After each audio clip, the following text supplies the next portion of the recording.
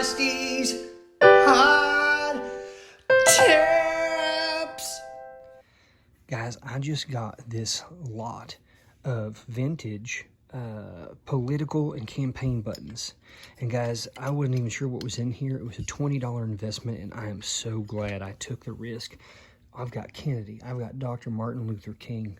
I've got Nixon. I've got Roosevelt. I've got Kennedy.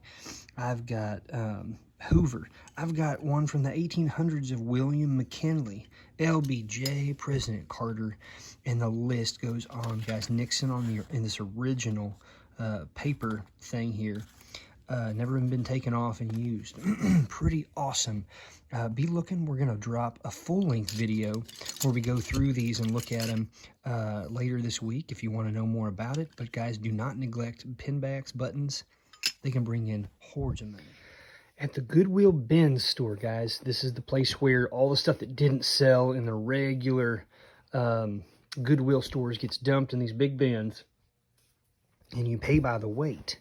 I found this pair of shoes. It's got a little bit of discoloration here. I'm going to clean them up.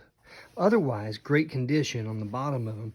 And these say Airwear. These are Dr. Martin's, or Doc Martin brand. Let's see if I can show you that. Dr. Martin's Walker is what they call it. And it's got these codes down here. This is a size 12 in men's US.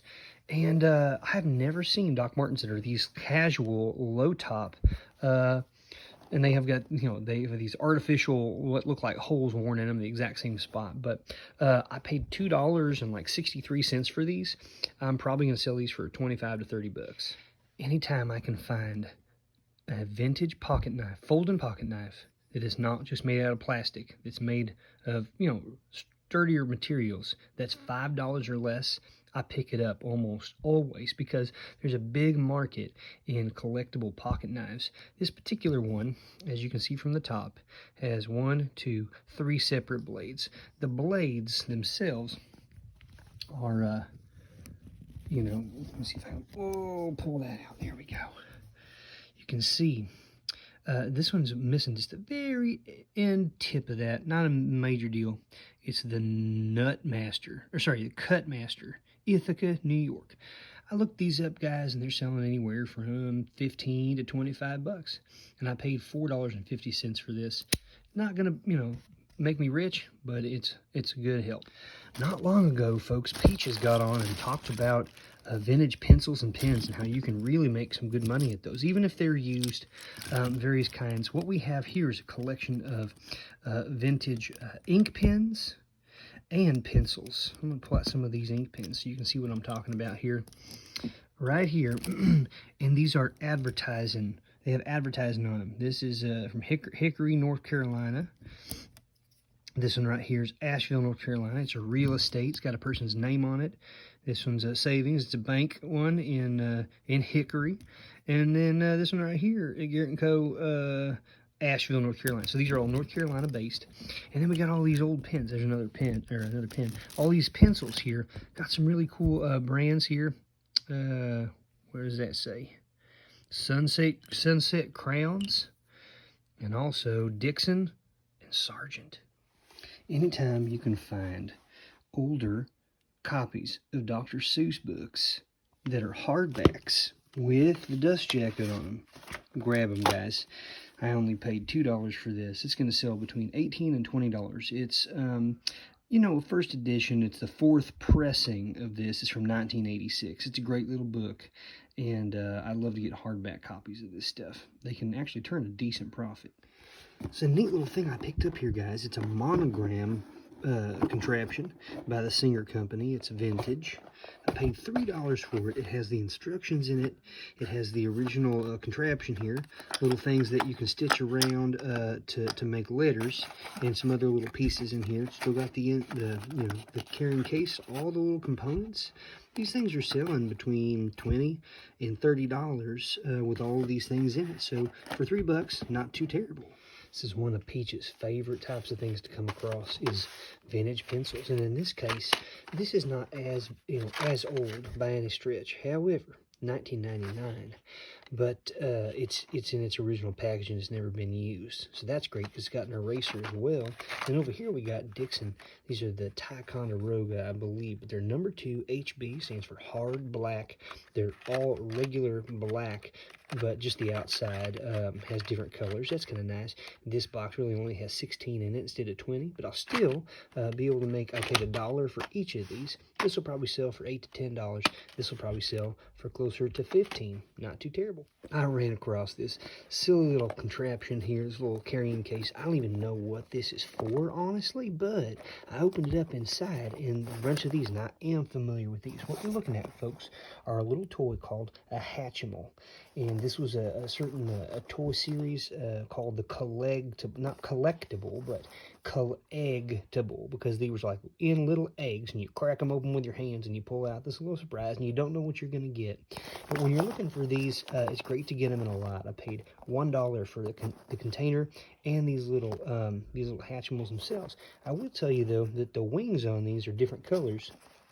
Most of them are going to be gray or silver like that. The ones that have either pink or purple or blue will indicate less common ones or even ultra rare ones. And there's one with a purple. So those are going to be your more valuable ones if you're selling them individually. Folks, you honestly never know what you're going to find at a thrift store in the sewing materials section amongst a bunch of yarn and crocheting needles. I come across this insert from the Boston Sunday Globe, 1963. It's the memorial issue insert for John F. Kennedy. And $10 for this. I'm going to sell it for 20 to 30, I hope. This is him with the Pope. Just a fascinating piece of history. These paper goods, guys, can sell really well. It's also very easy to ship them. Keep an eye out. This was not in the right section, but I needed to be paying attention or else I would have missed it. Cousins, I wanted your opinion on something. I got to settle a dispute here between Peaches and myself. We were out at the Goodwill. We were standing in the parking lot having a little conversation before we went in, and I looked down. There was this old cardboard box with some trash in it, and then I saw this in there, and I reached in and I picked it up, and sure enough, it is a belly ring, and it looks to have actual gemstones in here, not glass. It doesn't say that it's made of sterling silver or anything. It's been cleaned up. Peaches said I should not have touched it. I should not have picked it up. And I said, I think I can resell that. I need you to tell me what you think. Should I have left that in the trash box in the Goodwill parking lot gutter? Or should I sell this to somebody as a pre-owned piece of jewelry? Guys, I paid $2 for one of these little bags and $3 for another. I found them in the sewing section at this thrift store. At first glance, it just looks like a bunch of beads. Like, what? I don't need anything like that. But I'm going to do a full-length video here, not real long, maybe 6 or 7 minutes long, where I'm going to open these up and actually examine it and show you exactly why I bought them. I believe I'm going to turn $5 into closer to $50 because I didn't just pass these by on first glance. I looked a little closer. I found some treasures in there. If you want to learn more and see what I found, come check out that video soon. Came across this bag of patches for $1. And when I pulled them all out, this is what we got. It's a real strange hodgepodge. We've got a bunch of, this is from a ghost town in Colorado, at Harpers Ferry, West Virginia. Assateagues up there by D.C. area, the Rocky Mountain National Park. And then some islands, some other countries. We got Bermuda, Cayman Islands up there. Then we got some Psycho Chihuahua patches. I don't know. I'm going to sell these, I'm sure, in a lot by themselves. These right here, Zap, because Kaboom and Pow. I'll probably put these in their own little lot. And then I got like a big sports one, the Packers. That'll go by itself. But really great. I mean, for $1, guys, give me a break. I could sell each of these for $1 and make, 10 times my money back. So not too terrible. Guys, a category a lot of people don't know about or even care about are rubber stamps. What? People buy rubber stamps? Yes, Rusty. They do. Let me just tell you, these are a bunch of rubber stamps that are Winnie the Pooh. I'm going to sell those with this little ink blotter here by themselves. I'm going to sell this one right here of the Hello Kitty by itself. Put these in some lots together, some bunny rabbits. This is a bunch of just looks like cubes. This could be good for like a geometry teacher, or who knows what. And then we got something that will be good for like teachers, homework pass, terrific work, first draft. I'm going to sell those in a lot. And then finally, I got a bunch of Christmas ones. Santa Claus, season's greetings, Merry Christmas, a bow.